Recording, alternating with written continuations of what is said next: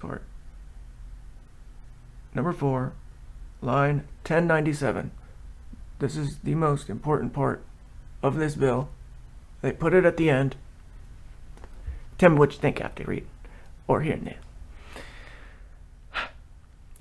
Ordering an individual to be examined, tested, vaccinated, treated, isolated, or quarantined for communicable diseases that have significant morbidity or mortality and present a severe danger to public health.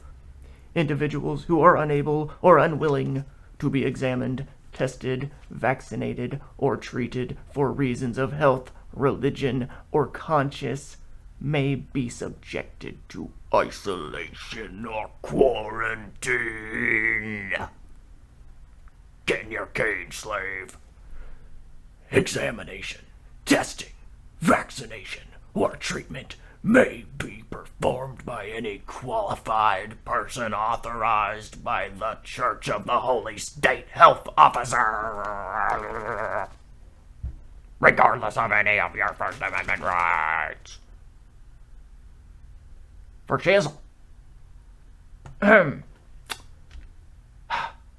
If the individual poses a danger to public health, the state health officer may subject the individual to isolation or quarantine. We're taking you to jail because we think you got cooties.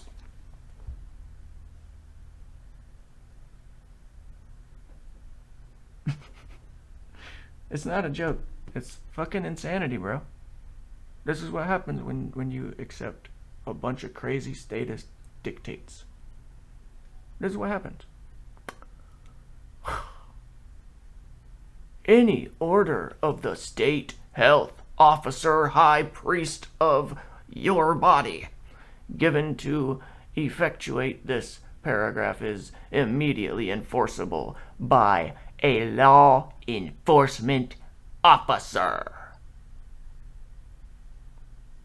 Wowzers.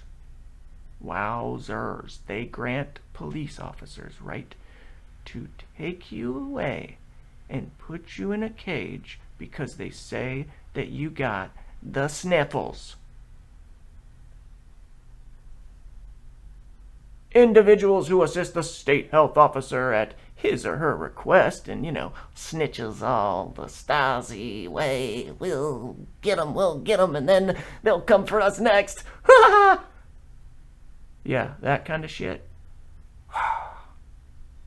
Any individual who assists the state health officer at his or her request on a volunteer basis during a public health emergency are entitled to the benefits. Here, thank you, Stasis. You'll be going to the detention center camps next. Just wait your turn. A business entity as defined in this section to include any business operating in the state may not require patrons or customers to provide any documentation certifying they got the Rona whack or a post-infection recovery to gain access to, entry upon, or service from the business operations in the state. So, on one hand, he gives power of the state to send in their paid enforcers to forcibly kidnap you, forcibly isolate you, cordon you off, and then even grants powers for them to forcibly inject you. And then on the other hand, says, you don't have to show your papers to get into a store or anywhere else in the state. So, the two are so polar opposite from each other in ideology. Why the hell is this Senate bill, this state Senate bill 1924 in the state of Florida, why is this so contradictory? I'm just saying, it looks good on the face. It looks good on the face, right? I mean, you got Click Orlando here, Here you go. He suspends the emergency orders. You know, we got this.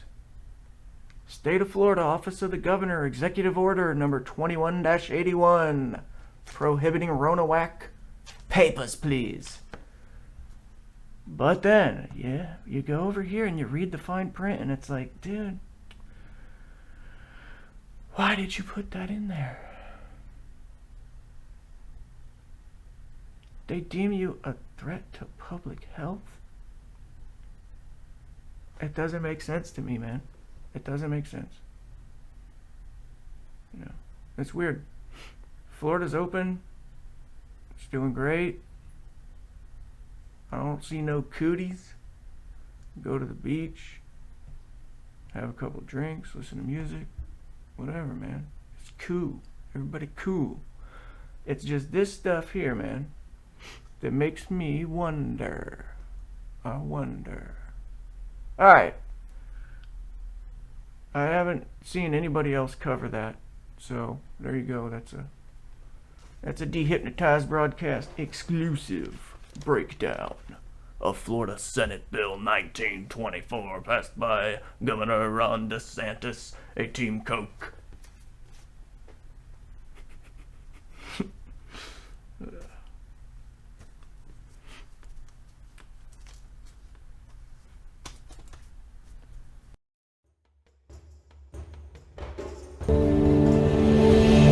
The tentacles reached far back into the last century.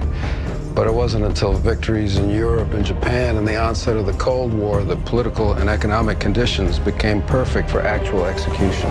A conspiracy bigger and more secret than the Manhattan Project. More odious and far-reaching. No sooner had we defeated Germany than a new threat started appearing in skies over America. Drawn to Earth by the latest threat to extinction, the H-bomb. Explosions acting as transducers, drawing alien life forms through wormholes in spaceships using electrogravitic propulsion. Advanced extraterrestrial species visiting us, concerned for mankind and the threat of our self-destruction, forestalling our annihilation through their own self-sacrifice, and crashes at Roswell, more importantly, places like Aztec. World leaders signed secret memos directing scientific studies of alien technology and biochemistry. Classified studies were done at military installations S4, Groom Lake, Wright-Patterson, and Dulce. Extracting alien tissue. Tests were done on unsuspecting human subjects. And elaborately staged abductions and craft using alien technology recovered from the downed saucers. Including human hybridization through gene editing and forced implantation of alien embryos. Why do such a thing and lie about it? Our own government. Your own government lies as a matter of course, as a matter of policy. The Tuskegee experiments on black men in the 30s, Henrietta Lacks. What are they trying to do? That's the missing piece. But it's not hard to imagine. A government hiding, hoarding alien technology for 70 years at the expense of human life and the future of the planet. Driven not only by corporate greed, but a darker objective. The takeover of America. And then the world itself, by any means necessary, however violent, or cruel, or efficient. By severe drought, brought on by weather wars, conducted secretly using aerial contaminants and high-altitude electromagnetic waves, in a state of perpetual war. To create problem, reaction, solution scenarios to distract, enrage, and enslave American citizens at home. With tools like the Patriot Act and the National Defense Authorization Act, which abridge the Constitution in the name of national security. The militarization of police forces in cities across the U.S., the building of prison camps by the Federal Emergency Management Agency with no stated purpose. The corporate takeover of food and agriculture, pharmaceuticals and healthcare, even the military in clandestine agendas to fatten, dull, sicken, and control a populace already consumed by consumerism. And I encourage you all to go shopping more. A government that taps your phone, collects your data, and monitors your whereabouts with impunity. A government preparing to use that data against you when it strikes. And the final takeover begins. The takeover of America. By a well-oiled and well-armed multinational group of elites that will cull, kill, and subjugate. Happening as we sit here. It's happening all around us. The other shoe waiting to drop. It'll probably start on a Friday. The banks will announce a security action necessitating their computers to go offline all weekend. Digital money will disappear, They can just steal your money? followed by the detonation of strategic electromagnetic pulse bombs to knock out major grids. What will seem like an attack on America by terrorists or Russia. Or a simulated alien invasion using alien replica vehicles that exist and are already in use. An alien invasion of the U.S. The Russians tried it in '47. You can't say these things. I'm going to say them tomorrow. It's fear-mongering, claptrap isolationist techno-paranoia so bogus and dangerous and stupid that it borders on treason. Saying these things would be incredibly irresponsible. It's irresponsible not to say it. Especially if it's the truth.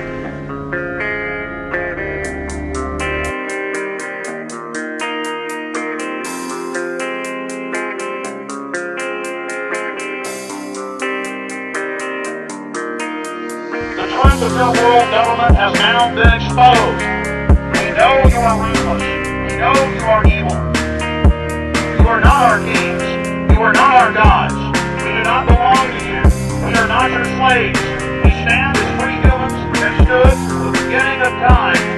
We will defeat your world government. We will defeat world taxation. We will defeat your control grid. God is on our side. I stand before the creator of the universe to stand against your entire agenda, including your final plan of world population reduction of 80% that Henry Kissinger penned in 1973. Why do you put mercury in the vaccines, sodium fluoride in the water? Why? Why do you put cancer viruses in the vaccines? Why have you used depleted uranium now in 4 separate nations? You're arrogant. You have the sickness that elites have had throughout history in their literal and, in some cases, figurative ivory towers. You believe that you're invincible.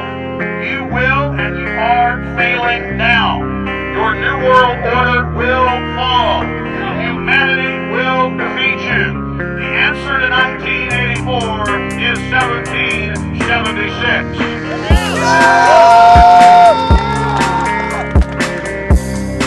A lot of people before us sacrificed and died in the defense of liberty and the fight against tyranny. A lot of people died so we have the little bit of freedoms we've got. They're precious. They were paid for in blood. I want you to take action because they can kill us individually, but they cannot kill ideas. Ideas are eternal. Ideas, when they're the truth, are invincible, and ideas are bulletproof. And I'm here to tell you, I don't need you to thank me and tell me I've done a good job. I've done nothing but my duty. I discovered a bunch of bloodthirsty scum coming after innocent people, and I've been fighting them for 13 years, and I'll never stop while I'm drawing breath.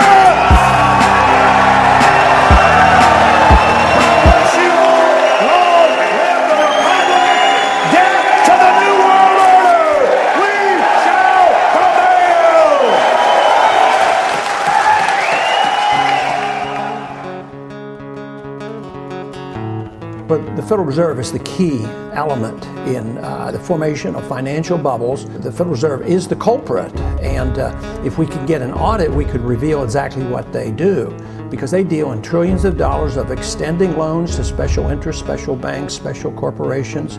They make deals with other central banks and other governments of the world. So they're a government unto themselves, and they print their own money. So if people have any concern whatsoever about the business cycle and serious financial problems that we have, that we're in the midst of, and now we're facing a dollar crisis, they have to know about what the Federal Reserve is doing, how it operates, and then we can get to the bottom of all our financial troubles that we have.